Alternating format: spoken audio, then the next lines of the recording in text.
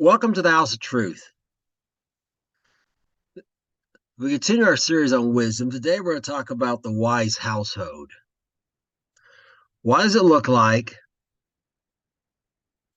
What are the benefits of it? What prevents many people from really experiencing those benefits? And what needs to be done so you can experience those benefits? And we're going to begin here with the words of King Solomon in Proverbs 13:22. Let's say chapter 13, verse 22. A good man leaves an inheritance to his children's children, and the wealth of sinners is laid up for the just. So when you're running a wise household, a good man's going to is building up something to leave to not just his children but his grandchildren. But notice the wealth of sinners laid up for the just. The sinner may gain wealth, but the end the just are going to get are going to get it for no other reason. Everything the wicked build, the just will end up with, because the wicked are being destroyed off the face of the earth. But we're going to focus on the first part here. Now back in the 80s, a popular bumper sticker just showed people were not good people. It said among elderly people, it said, I'm on Cadillacs, or it said, I'm spending my grandchildren's inheritance. A good man's not spending their grandchildren's inheritance. They're leaving it to them. So they've got the long-term view beyond their own selves, all the way down through generations to their grandchildren, and perhaps even further. Proverbs 17:6, we read this: children's children are the crown of old men, and the glory of children are their fathers. So grandchildren are the crown of old men. You come across them, they want to tell you about their grandchildren, about their grandkids. They want to show you photos, etc. They are the crowning achievement of their life in many cases. And the fact is, the glory of children really are their fathers. When you think about young children, well, when I was a young kid, St. Louis, me and other kids,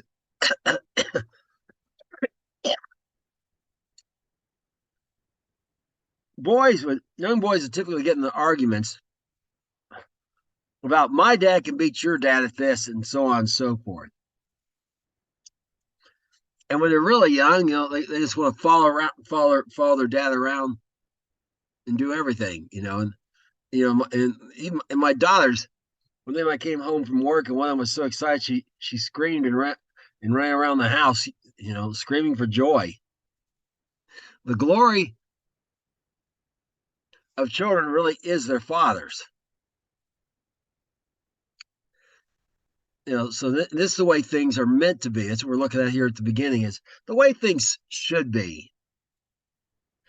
And in Proverbs 20, verse 9, 29, chapter 20, verse 29, we read this: the glory of young men is their strength. The beauty of old men is the gray head.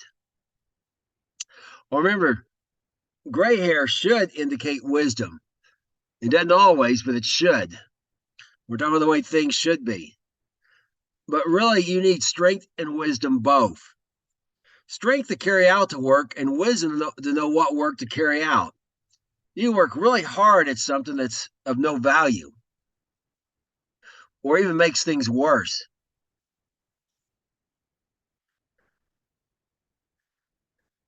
It's like this thing I saw once, where this they're supposed to be like doing this scavenger thing or whatever, to find something. And there was one old man in there, and a bunch of young men. The whistle blew, and the young men took off in all directions, just in all directions, running as hard and fast as they could. The old man said, "You don't want to win this." And someone says, you can't move that fast. Why do you think that? He says, I have the map. The old men have the wisdom. They have the map. But often you need strength as well.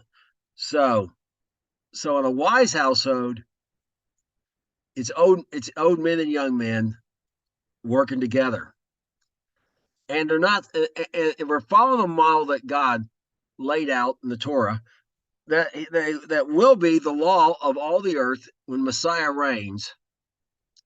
Families will not be scattered all over the place like they are today.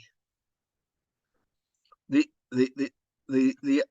patriarch will live near his children or his sons, and his grandchildren their children, his grandchildren will live near him as well. And so in the wise household, that's how things work. And they're set up and they work as kind of a little small community where you have strength and wisdom working together for the good of all. And so the young men can build up, so the young men can help the old men build up that inheritance that they will inherit themselves. Then when they're old men, repeat process.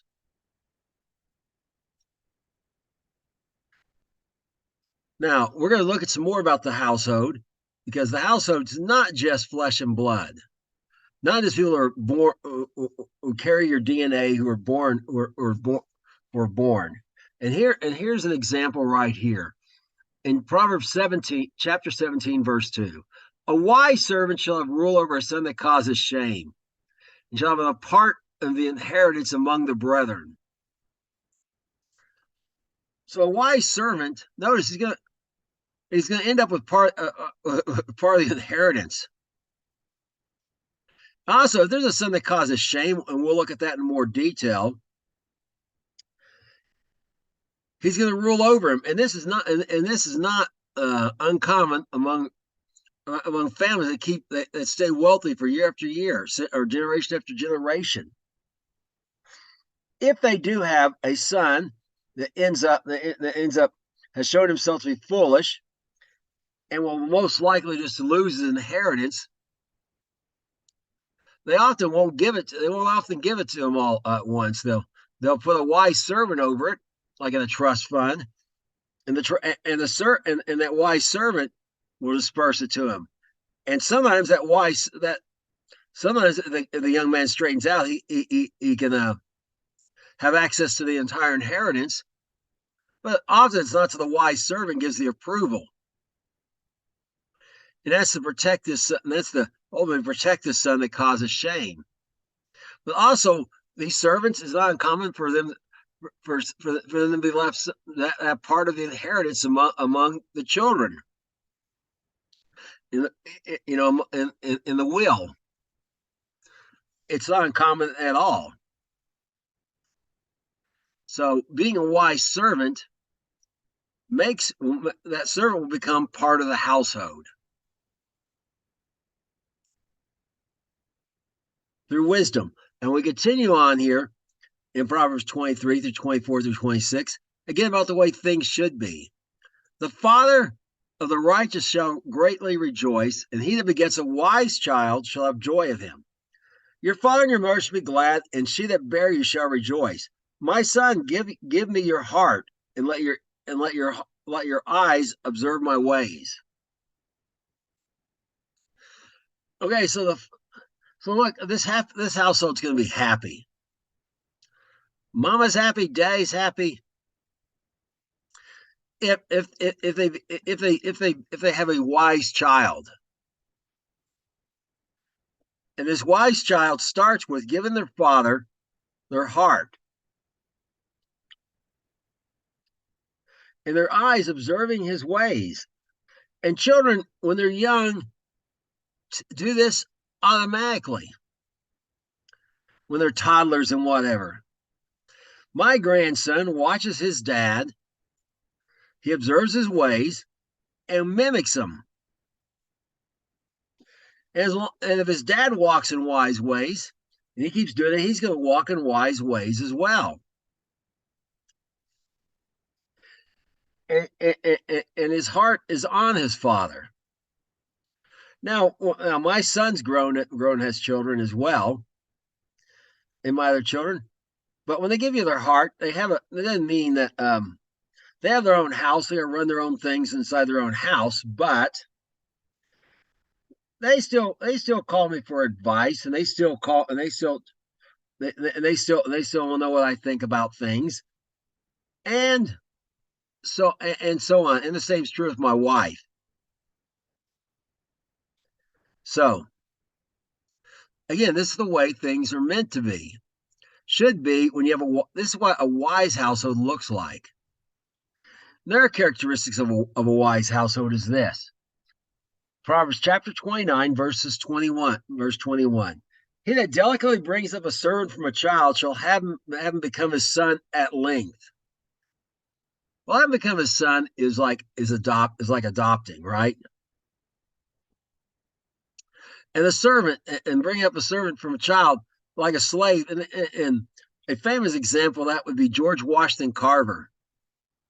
Moses Carver and his wife could not have children for whatever reason. So their father had been killed. Their father had been killed on a neighboring farm in an accident, and they took in George and his brother. And they took him in as slaves. They took him as slaves, but pretty much in slave name only. His mother, his father, and his brother. Slave raiders from Arkansas stole his mother and brother, but George Washington Carver, they raised him as their own son, and they're the ones that taught him how to play music, and encouraged him in everything to excel in a land at a time when people were extremely prejudiced against African Americans. You know, following the war, they didn't just turn him out like some people did. They kept him there, and that turning out business largely happened on large plantations, because often when it was like this, they effectively became part of the family. And George Washington Carver was all intents and purposes adopted, and this relationship with him lasted until they died. After he became famous on holidays or whatever, he would go down to Diamond, Missouri, to visit them and spend time with them. He became their son at length because they got him as a child and raised him. And my great grandmother Hattie had a similar situation with her friend Susie. And when they left Arkansas, even though the war was over, they were going to take Susie with her to live with them. They had to restart. They had to start over. They had to start over because in the March to the Sea, the campaign by the Yankees, they burnt their farm. So that has nothing to do but start over. They moved Northwest Arkansas to start over. But she, in the words of my great grandmother, Susie had a beau in Tennessee and decided to stay there and marry him instead. But she was like family. I mean, even so much that here, 4 generations later, I know her name.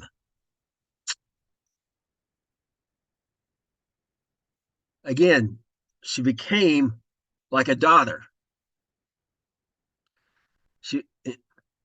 She's a slave in name only, and carried paperwork so well someone else couldn't drag her off to who knows what, mistreat her who knows what terrible way.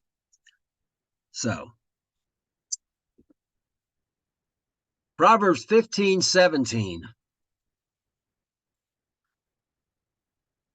We're going to read about another characteristic of the wise household. A dinner of herbs is a where love better is better than a stalled ox and hatred therewith. Now, I want to explain this. The stalled ox is one that's been put aside to be slaughtered.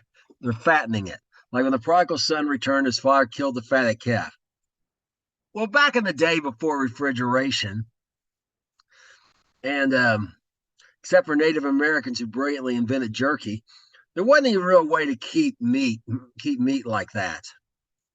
So when you killed the fat calf, you had you had 2, maybe 3 days to eat it. Whatever didn't, you just had to throw it away to the dogs or whatever, because there was no refrigeration. So it was a rare event to eat something like this. And sometimes that community, someone in the community would kill one, and people would go to the. Eventually, they got butcher shops and would go there and buy parts or whatever. But still, the clock was ticking, and the meat was expensive compared to herbs.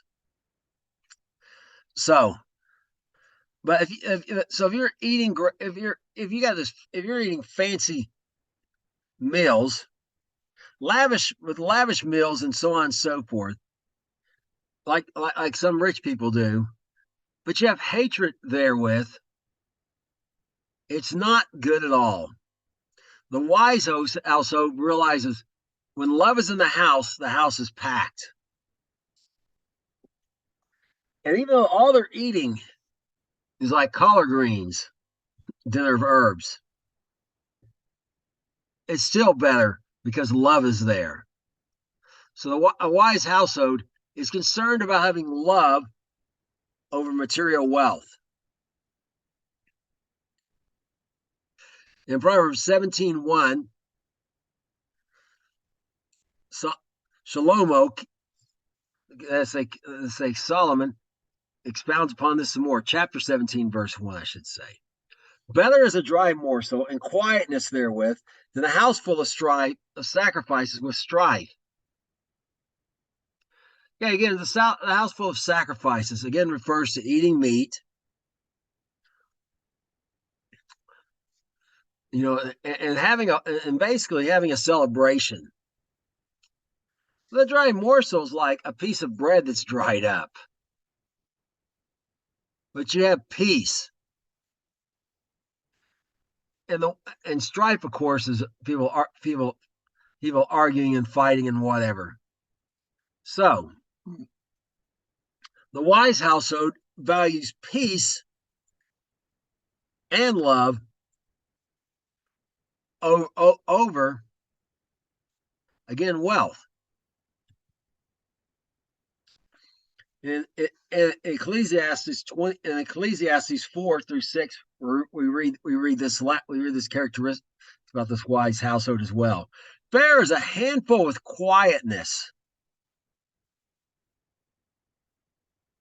Then both hands full of travail and vexation of spirit.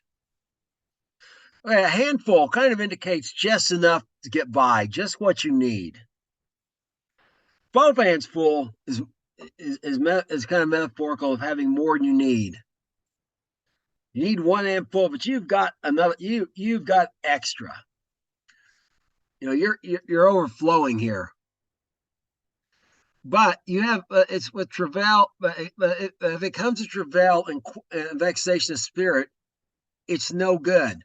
Travail is fighting, and perhaps using words to hurt other people, as we talked about. The mouth of wisdom tries to avoid that as much as possible. It never certainly does it with the intent of hurting someone.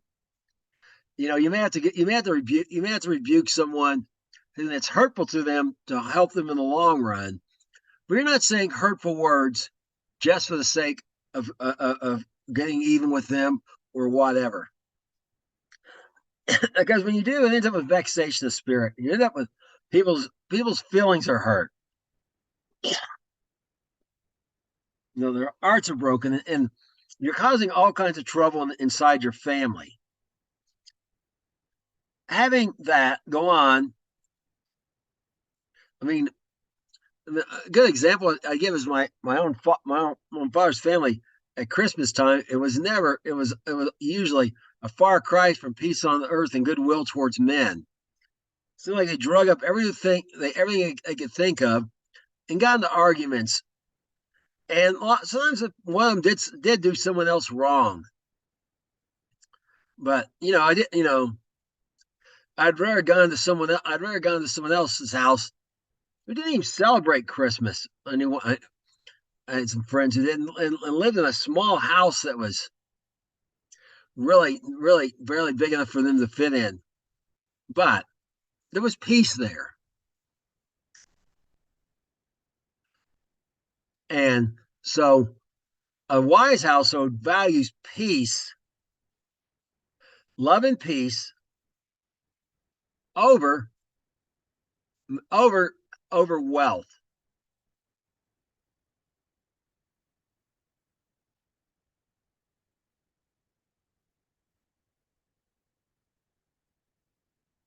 Proverbs 15:27. He that is greedy of gain troubles his own house, and he that hates gifts shall live. Again, that's say Proverbs chapter 15, verse 27. Okay, notice if you're greedy of gain, you trouble your own house. Now, I'll go back to that, but start with this hate gifts business. A gift doesn't mean like people giving you a gift for your birthday or something, or a holiday or something like that. It's about bribes, okay? And some people gain wealth by bribes. They get themselves in a position of influence, and it happens frequently. It happens frequently in the entertainment industry and those kind of things. And basically, someone will give them a gift and give them some sort of money or something or some sort of whatever it is, and they're trying to buy their influence. And people's influence is for sale, and so and the person whose influence is for sale sometimes gets away there for quite a while and get quite wealthy. But it never, but in the end, it always catches up to them. For those who hate that, who hate dishonest gain in general, are going to live. The wise household hates dishonest gain. Hates a bribe. The head of the household hates the bribe, except he wants to build an inheritance for his children, his grandchildren. But he doesn't. But he's not going to do it by dishonest means. And in like manner, he is greedy of gain is going to bring trouble to his own house if he does this. Now, this can be because of the things I just talked about. Well, it's trouble to his house when he gets caught, and then maybe his stuff gets confiscated, maybe, confiscated in a lawsuit or whatever. It brings trouble to his house, to his children, and so on and so forth. But also, it can bring, there's another kind of trouble it can bring, and that's where the father is not home enough because he's working all the time, because he's never has enough. He's greedy for gain. We're not talking about a situation where perhaps he started off in a bad position in life and really didn't have and really is working long hours away from the home just to provide the necessities. We're talking about where they have that handful that just enough. They have that enough, but it's just not enough for them. They're greedy for gain. So they're out working all the time and they're going to trouble their own house. The wise household does not do this because they realize it will trouble their own house. They'll figure out some other way to make more money, not work longer, but make more money working less.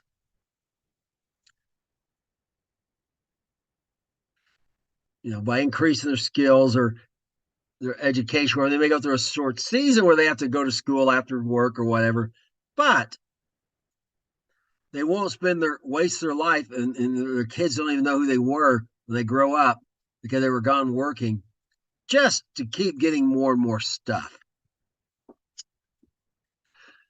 In Proverbs chapter 28, 24, verse 24, we'll read some more about this problem, that this not being satisfied when you have enough. Because remember, the Bible tells in Timothy, having food, clothing, and shelter, be content. In our example, Messiah, Yeshua, Jesus, was content. He didn't even have a place, he was out couching it, didn't even have a place to lay his head. But he was content.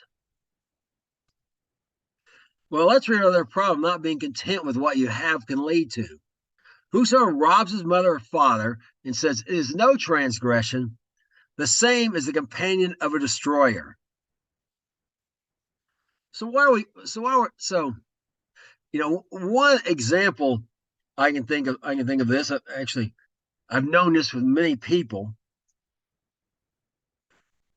unfortunately, is people who are addicted to drugs or maybe alcohol. They'll literally rob from their parents to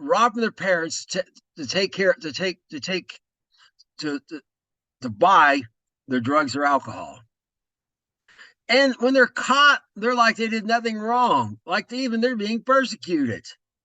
They're like, well, I have an addiction, man. I mean, like they won't even admit that they were doing something wrong. And they're destroying they're destroying the wealth of their family. And ultimately they're destroying their own inheritance. But some people are revoked into doing this sometimes because the parents are respecters of persons, of people. That, as I say, they show favoritism. And the ones that are unfavored sometimes feel justified. You're like, well, you spent $100 on them for a pair of shoes, but you only gave me 30. They feel justified in going and taking that other $70 and say, I did nothing wrong. You gave him 100. You should have gave me 100 too. So the wise household, again, does not value these things and does not have favoritism. And we'll talk about how to avoid these problems in a little bit. But then have favoritism and then people involved in drugs and the like or anything else, because you don't want this. It's not a wise house when you have this situation. People are robbing their parents and saying they did nothing wrong. And here in Proverbs 29:3, we read this: whosoever loves wisdom rejoices father. He keeps company with harlots spends his substance. Okay, remember that mama's happy, daddy's happy, everyone's happy when the children are wise. When the son, but that keeps coming with harlots. We're talking about what we talked about in last week's lesson: wisdom with women. That any woman is trying to get you involved with her sexually, that's not your wife, and not really your, and not I even go so far as to say not your wife in accordance with God's law. It's a trap. They want something from you. And remember the difference between a harlot and a prostitute is prostitute's just after your money, harlot's after your worship, but in that worship, you're still giving them your money. You're giving it indirectly, you're giving it to their temple or whatever, right? But it still has the same effect on your finances. Where a man can be brought to a piece of bread, because they will just go after you. They will just keep enticing you until you have nothing left to give. Well, those that involve women like that spend it subs to their father. Maybe their father gave them money, and then of course we can think of the prodigal son. His father gave him the inheritance early when he demanded it, and his older brother accused him justly, we might add, according to the story, of spending his money of spending his money on harlots. wasting his father's substance. So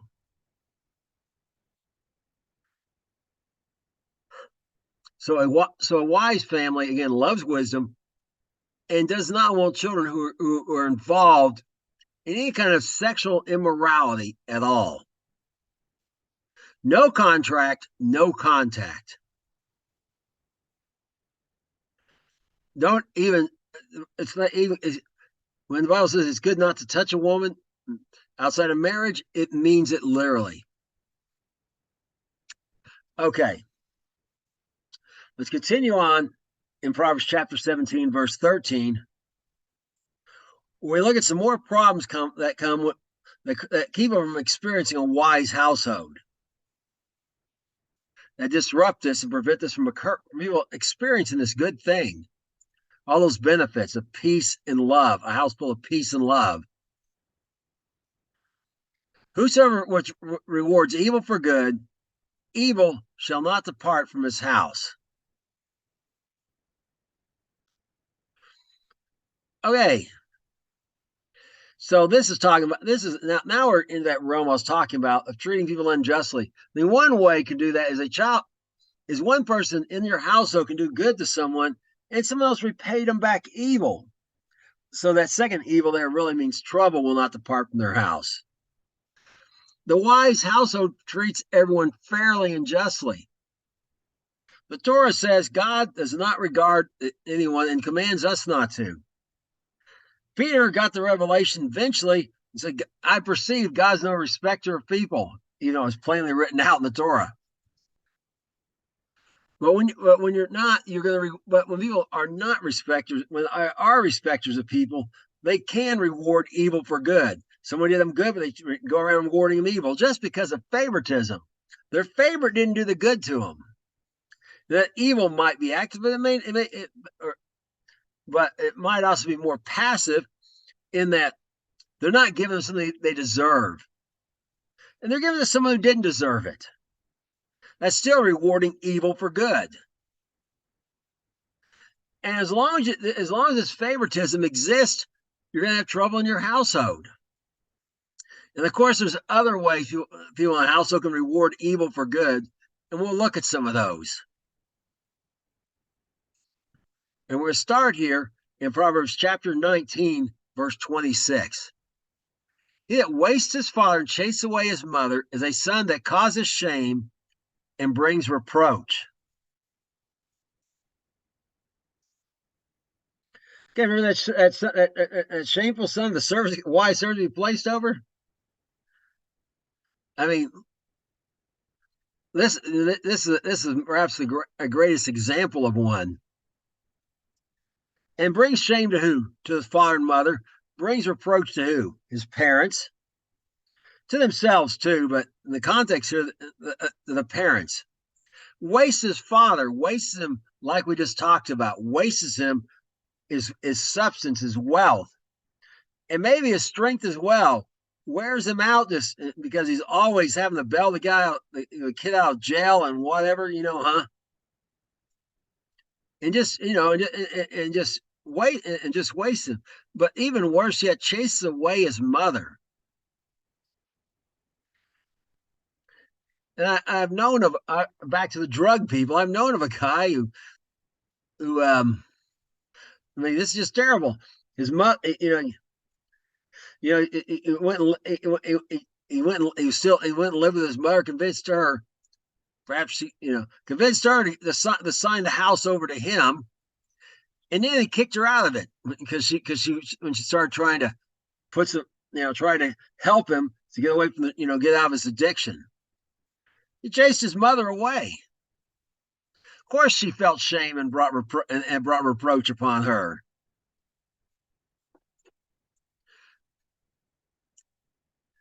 And and this is, and again, that her mother, this son's mothers, their parents took care of them when they were young, fed them, clothed them, etc. They repaid them evil for the good that had been done to them.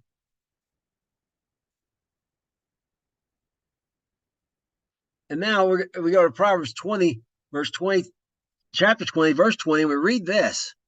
2020, perfect vision we should have on this. Whosoever curses his father or his mother, his lamp shall be put out in obscure darkness. I mean, the Torah and Yeshua quoted with regards to not honor your parents, not taking care of it. Also says if you curse your parents, you're to die. Yeshua said, "Let them die the death, the violent death." And so this is that lamp being put out. Now, what's this obscure darkness? If you have a child who does this, and and you're out there in Israel back in the day when Solomon is, and they take him and he gets tried and he gets executed and killed. That's his lamp being put out. But then they don't want to talk about him. I mean, like modern terms, if he was in a photo, they try to get rid of all the photos. But they had one. Someone found one. They said, well, and someone said, perhaps some innocent child said, "Who's this?" They would say, "Well, he died a long time ago, huh?" But they don't even want to acknowledge this person ever lived, okay? That's what's some of the obscure darkness. They're gonna try to hide him from, in the family history. They may have it written down somewhere, but it's gonna be some obscure passage nobody reads. He's not gonna go on to be known. So this what happened. This is a consequence of not having a wise household, not being wise in how you run your household. And again, household is extended. And it's often not just your immediate family, but your extended family as well. Now we're going to start talking about how to prevent all this trouble. So you do have all those benefits of a wise household, particularly those. Remember, the wise household is building up wealth, but more important than that, it's a place of love and peace. Now we're talking about how to get those benefits. And we're starting here and when you talk about what disrupts them, why people don't have them, and I would dare say the majority of households. If I make a guess, I've not read a study on this, if I had to make a guess, wouldn't surprise me the number is 90% of households, if they were truthful, are not really happy. They're not really experiencing love and peace and everyone and acceptance of everyone in the household, and the whole family thing they should be experiencing. But here's how you get it. Here's how a household gets it. It starts with this. Again, Proverbs chapter 13, verse 24. He that spares his rod hates his son, but he that loves him chases him betimes. And that means as often as needed. We'll explain when this is needed. But I want you to notice. So you're gonna chase him. That is hit him. Use a rod on him, and we'll look at exactly what that means in a moment. Because they'll say, well, that means talk stern words to talk to him or whatever, and give them, or cut off their allowance or whatever the case may be. But notice, if you don't discipline them at all, you hate your son, you hate your child. You're like, oh, I couldn't spank him, I loved him too much. No, you couldn't spank him. We needed it. You hated him. That's what the word of God says. And we'll see exactly why it says that in a moment. In Proverbs chapter 20, verse 30, we read this. This is why this rod's needed. The blueness of a wound cleanses away evil, so the stripes the inward parts of the belly. If you have a bruise and it's blue there, that it'll turn blue. That's because things are being sent away to clear out evil, meaning disease here. Okay, all right, they're out there to clear out these problems and to heal you. In the same way, now what's on the inward parts of the belly? Stripes is talking about from being spanked, hit with a belt, a switch, whatever. Okay. There's going to cleanse the inward parts of the belly. It's not talking about physical body, it's about their innermost being. In the same way, so that notice about the wounding of the wounding them with stripes is going to cleanse away evil from their innermost being.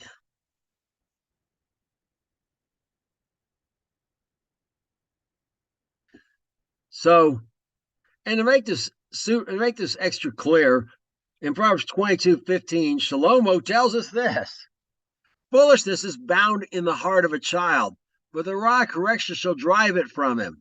Now, that word foolishness there, the Hebrew word is not the word for like someone that's inexperienced or uneducated or doesn't know any better. It's more literally like rebellion. Okay, it might be a better word here for us to make it a little more clear. Rebellion is bound in the heart of a child, but the rod of correction is going to drive them. That rebellion is what must be driven out of them. And they're just driven out of them, like someone driving cattle. And once in a while, you get one that's stubborn and needs to go right. And it's one that insists to go left or doesn't want to go through the gate go to the gate where it needs to go or whatever. You have to hit it with a stick or a cattle prod. More modern terms, a little electrical. But I had a stick on a staff. You have to hit the thing with a stick. So you have to hit it several times until you get the idea. Till it gets an idea out of its head and finally capitulates and goes right instead of left, or goes where you're directing it to go. And some of the cattle are quite stubborn. I had to use a cattle prod about 5 or 6 times. I mean, it was very stubborn. By the end, it did capitulate. I drove it far. I drove it from them. Like driving cattle, you got to drive rebellion out of it. And this is what the rod is for. The rod of correction is to drive rebellion out. It's not for when someone does something and didn't know any better, or this inexperienced, uneducated. When they're inexperienced and uneducated, the solution is to counsel them. But when they've got counseling, it's clear they understand what they're supposed to do, and they just refuse to do it. It's time to take off the belt.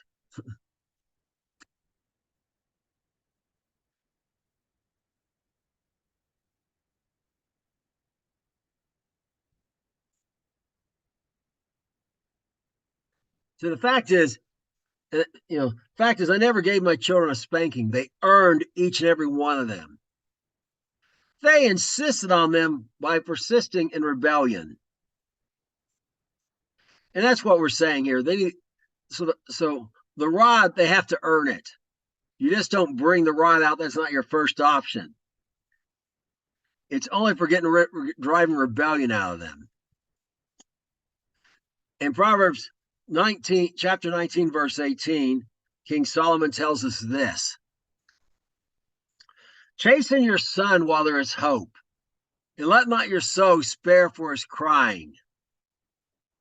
Okay, when is there hope? When they're young. We're talking about when you're raising them. And you don't stop because they're crying. As the German proverb says, it's better the children should cry now than the parents should cry later, which is what we talked about, the results of not having all those things that cause the parents to cry. We talked about the results of not having a wise household. What keeps people from having one? And this is the solution to get one. You don't stop because he's crying. Because remember, if you love him, if you love your child, it's not I loved him too much. I loved him so much I couldn't spank him. It's I loved him so much I could not spank him when he was in rebellion. I couldn't let that slide. And here's why. Proverbs 23, 13 through 14. Withhold not correction from the child. If you beat him with a rod, he shall not die. You shall beat him with a rod and deliver his soul from hell. If you do not, you're delivering his soul from hell. You cannot let him continue on in this rebellious attitude. It's going to cause them problems all their life. And at the end of the day, at the end, even they got some sort of privileged status or whatever, and they seem to get away with it, they're still going to have to answer to God, who's no respecter of persons. They're not going to be standing before their mama in judgment. They're standing before God Almighty, who's going to judge them fairly and justly and give them what they've earned. And if they've been a rebel their whole life and done those things particularly done those things we talked about, they're going to end up in hell. So if you don't give them a rod, if you don't give them, get out the belt, the paddle, whatever it is you use, the wooden spoon. Some people's mothers use the wooden spoon. Whatever the case is, if you don't get out your rod, whatever form it comes in, and drive rebellion out of them, when they've earned that because they're rebelling, not because they're ignorant, but because they're rebelling, they're going to end up in hell. And how can you hate someone worse than to cause them to go to hell? It's the worst kind of hatred we're talking about here for you not to discipline your children when they're in rebellion. And disciplining, we mean the rod. They have immediate painful consequences to drive that out of them. And here's what happens if you don't do this. Besides hell, you're going to wreck their entire life. They're going to be, because remember, while there's hope. Well, this is what happens if you don't do it while there's hope. These are the words of Melech Shlomo, King Solomon, as to say in Proverbs chapter 27, verse 22. Though you should bray a fool in a mortar among wheat with a pestle, and his foolishness will not depart from him. And braise, Old English word, means crush. Have you ever seen a mortar and pestle like a pharmacist uses? That's what you do. You sit there and you use it to crush things, right? If you don't do this while there's hope and while they're young, and you let them grow up in this, think, well, let the authorities handle it. You'll get arrested a time or two and he'll straighten out. No, he won't. Not necessarily. And again, if I remember right, this word fool here is the one like the scoffer who can't even learn the hard way. There's nothing you can do to get that rebellion out of them. They can be beaten half to death or be beaten within an inch of their life, and they'll still go back and do it because rebellion is in them. It's like making a clay pot or something, a piece of pottery. Have you ever made one?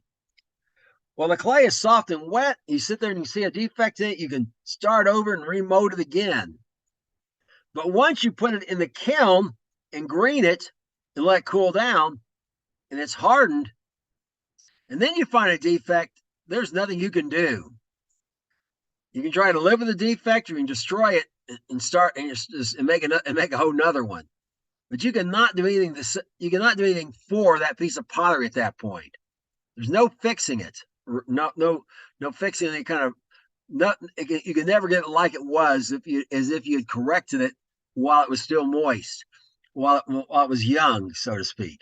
It's the same way. If you've done this to your children, you cannot do anything about them. To hand them over to God is the only thing you can do with a scoffer. Only God can turn a scoffer from their ways. No amount of effort by the corrections department or whoever is going to do it. It's too late for them to be corrected by those means. Now, in Proverbs 29:15, we read this. That's chapter 29, verse 15. The rod and reproof give wisdom, but a child left to himself brings shame to his mother. Okay, I want you to notice the rod and reproof give wisdom. You just don't get out your, take off your belt and start laying on into them. Even if they rebelled and did wrong, you tell them, you explain to them why they're about to get punished first. You make sure they understand, and you investigate the facts. It may be that you thought they should have known, but first of all, that's first mistake. No one should have known better. People have to be told. People have to be trained. And maybe they didn't know better, and and it's really your fault. You should have given them instructions. You need to be humble about this before you do this. Or maybe you told maybe say there's 3 kids involved, and you told the first one to tell the other 2, and the first one didn't tell them. Instead, led them the other direction. Okay. So you want to do a little investigating first, and then you want to explain. Then you're going to say it can never. If you just say because I told you so, you're going to build resentment. No, this reproof is saying, I know you knew better because I told you so. I told you before. We talked about it, and I explained to you why. And you know, and this and an example I'm going to give you is my father. One time he told us not to do it. The neighbor kids threw some rocks at us, and we got in a rock fight, throwing rocks at them. My father came out there and hit their father, and you know, I'm not sure what happened to them. I know what happened to us. Lined us up. My father lined us up. Otis, the youngest, he told us, "You could, you know, I did that. You know, he told us, you know, not to be doing things like that. You can hurt someone. You know, break a tooth, put their eye out, something like that." And he proceeded to give each one of us a whipping, one at a time. Otis, the youngest, with perhaps the Otis getting a little bit more than the youngest, because the Otis perhaps led the youngest, and also the youngest couldn't take as much. And you know, the fact is, I respected him for it, and I never did throw rocks at anyone else again. He drove that ideal out of me. I mean, in my case, I wasn't the instigator, the leader, but I was the Otis, and I should have stood up and said no, and I didn't. And I deserved what I got. And I respected him because I knew I deserved it. So that's the way it's supposed to be, not just the rod, but reproof as well. And again, it's your job to make sure that if they're the simpleton, you're not to beat them with anything. You're not to punish them. You're to educate them. If they're just ignorant, if they've not been told, or they're just inexperienced, they got a situation where they just didn't know what to do, and you weren't around, and to get advice, and they just did what they thought was, did what they seemed best to them. That's not what the rod's for. It's for rebellion. Remember, when you've told them what to do, they understand it, and they just didn't do it, and they went the other way anyways. Proverbs 29, Proverbs 29, chapter 29, verse 17. We continue on with read this. Correct your son, he'll give you rest. Yea, he shall give delight unto your soul.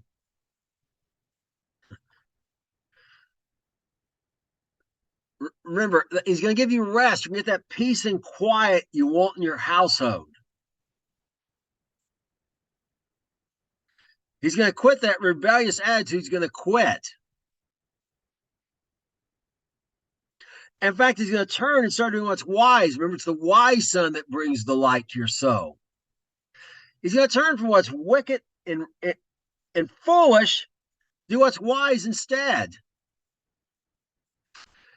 And I remember when my wife read this one day and got hold of it, because my son would just do various things because he knew my wife wouldn't spank him for it or whatever. He wouldn't dare do it when I was around, and I'd be like, well, I wasn't there. I mean, and I didn't ask her, you want to spank him or something? Like, no. But then she read this one day and got hold of it, and it was a shock. It was a shock of his life, of his young life, when Mama gave him a whipping. But you know what? He never did. He stopped that behavior. He quit driving her nuts, and she had some peace. And he turned from that. He started turning from that, and now he's the light to me and his mother. Because you cannot have the results. The wise household values peace and quiet. Not saying you can't have kids running around laughing and having fun. We're not about that. We're talking about quiet and there's no strife and trouble and no fighting and that kind of thing going on, and no rebellion. So you cannot get that. You've got to correct your children, and correct doesn't mean always use the rod. Remember, it starts off with education. Education is for ignorance. Clarification is for people who lack understanding, perhaps their experience. Training is to give them experience, and the rod is for rebellion. The last resort, really. But when it's time for it, it's time for it. And here's why. Proverbs chapter 29, verse 19. A servant will not be corrected by words. Though he understand, he will not answer. A servant is, again, remember, a servant can also be part of the household. And we're in the words of Shaul, gotta say the Apostle Paul, we're told a son is no different than a servant, though he's going to inherit everything until the time of the inheritance. This is the biblical model, okay? And it's a whole other lesson, but I can show you. It doesn't even end when they get married, huh? It ends when the patriarch dies, and basically they become the patriarch then they become patriarchs.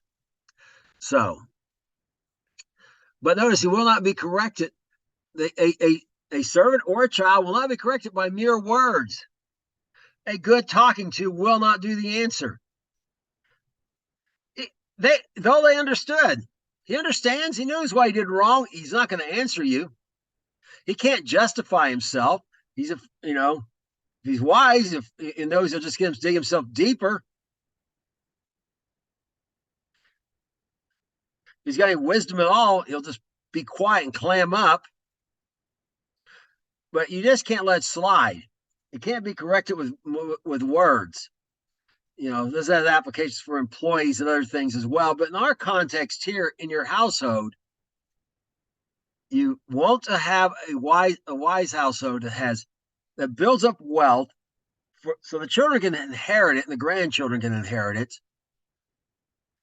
Enjoys peace, that's full of love and enjoys peace and quiet. That's quiet from strife and trouble. And all those kind of things does not happen to some people because they're lucky. It happens because their household was wise and they applied these principles and they disciplined people in the right way at the right time. They educated, they trained, they trained, they corrected. And of course, the education process, you got to listen to.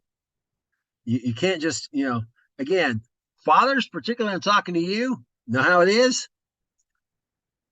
You've got to step back sometimes, calm down, get yourself calm first, and listen to what went on before bringing out the belt and passing judgment and bringing out the belt.